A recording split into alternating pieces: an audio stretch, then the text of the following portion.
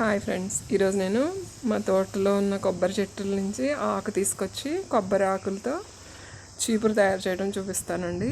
ఇది అందరికీ తెలిసిందే, ఫన్నీగా నేను చేస్తున్నాను. ఈ చీపురు పుల్లలను బాగా తీసుకొని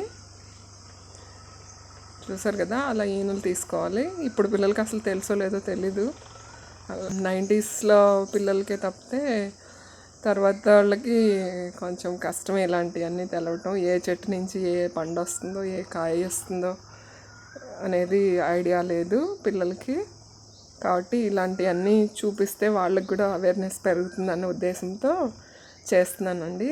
ఇప్పుడు ఈ చీపురునంతా ఇలా పుల్లలు తీసుకున్న తర్వాత ఇలా కట్టుకోవాలి.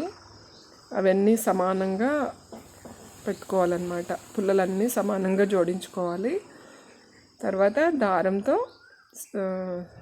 ప్లాస్టిక్ దారాలు వస్తున్నాయి కదండి ఇప్పుడు, ఆ దారంతో మనకి బయట దొరికే ఇంత స్ట్రాంగ్గా కట్టరు. మనం అయితే ఇంట్లో మంచిగా పుల్లలు కూడా మంచిగా లావుగా పెట్టుకోవచ్చు. మన చేతికి సరిపడేంత లావుగా పెట్టుకొని మెలికలేసి లోపల నుంచి తీస్తూ పుల్లలు ఎడం చేసి దాంట్లో నుంచి తీసుకురావాలండి. అటు ఇటు ఆ కొస ఈ కొస కూడా అలా తిప్పుకొని తీసుకుంటే అసలు చీపురన్నా అరిగిపోవాలి, కానీ పుల్లలు అయితే ఊడవండి. చూసారా, అలా లోపల నుంచి తీసుకోవాలి. టైట్గా బాగా టైట్ చేసేస్తే చక్కగా చీపురు అరిగిపోతుంది, కానీ పుల్లలు అయితే అసలు బయటికి రావు. నేను అప్పుడప్పుడు ఇలా తయారు చేసి ఇస్తూ ఉంటాను. నెక్స్ట్ మాకు తోటలో చాలా కొబ్బరి చెట్లు ఉంటాయండి, దాని నుంచి చీపుర్లు ఇలా తయారు చేయించవచ్చు.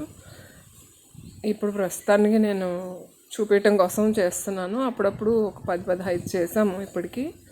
నెక్స్ట్ పుల్లలు బాగా ముదిరితే మంచి చీపుర్లు వస్తాయండి. చూసారు కదా, ఇదిగో ఇలా 2 తయారైనాయి. Thank you for watching.